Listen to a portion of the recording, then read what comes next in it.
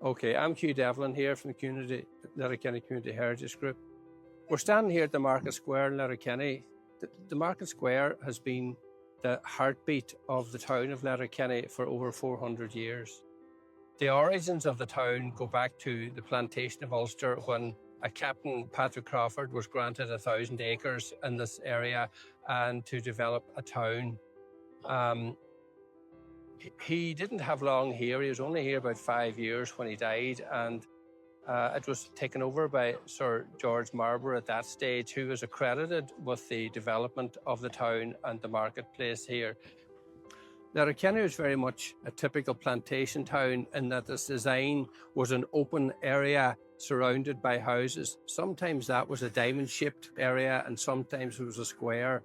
Letterkenny had the square area that was surrounded by houses. The survey of 1618 tells us that there was 40 houses built here initially and that they were able to make 50 men at arms.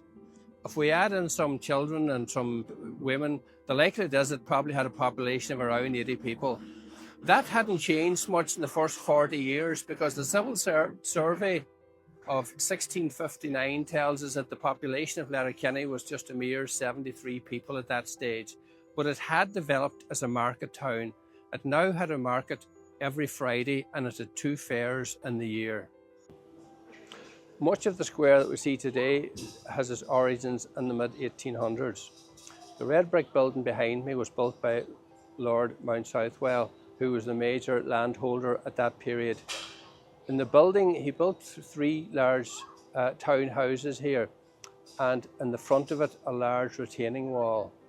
The square was opened from that wall straight down to the main street with nothing in front of it. In 1857, local landlord J.R. Boyd donated a town clock to the town of Letterkenny, and that was located up here in the top corner. That clock sat there from 1857 until 1948 and was the landmark by which all clocks in Letterkenny was regulated.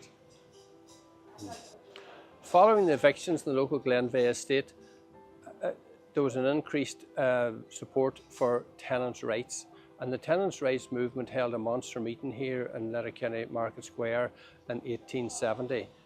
That meeting was attended by 10,000 people. When we consider the population of Letterkenny at the time was a mere 2,000 people, it would give you some kind of a sense of how many people could have packed into Letterkenny Square. A further meeting by the Irish Land League, addressed by Michael Davitt in 1881, would have also attracted 10,000 people here for a similar cause. Indeed, Eamon de Valera, in his electioneering in 1918, held a meeting here in the square and also spoke here. The layout of the Market Square that we look at today has its origins in a revamp of the square in 1990, when it was felt that rather than having a large open space, that they would soften it with some greenery and some seating and that.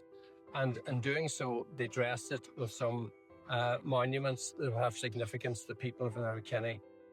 In the centre of the square today, we have a sculpted monument by Maurice Heron, which depicts the children who came from the west of Donegal to the hiring fairs that were held in Letterkenny to be hired out to farmers in the west of Donegal for 6 months periods at a time.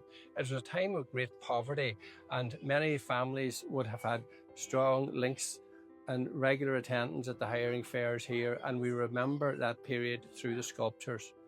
There are other things that are well worth looking at in the square today. There's a lovely monument there to Jason Black, who was a local Letterkenny lad here, who was the first person to reach the summit of Mount Everest in 2013, and other information points around the square.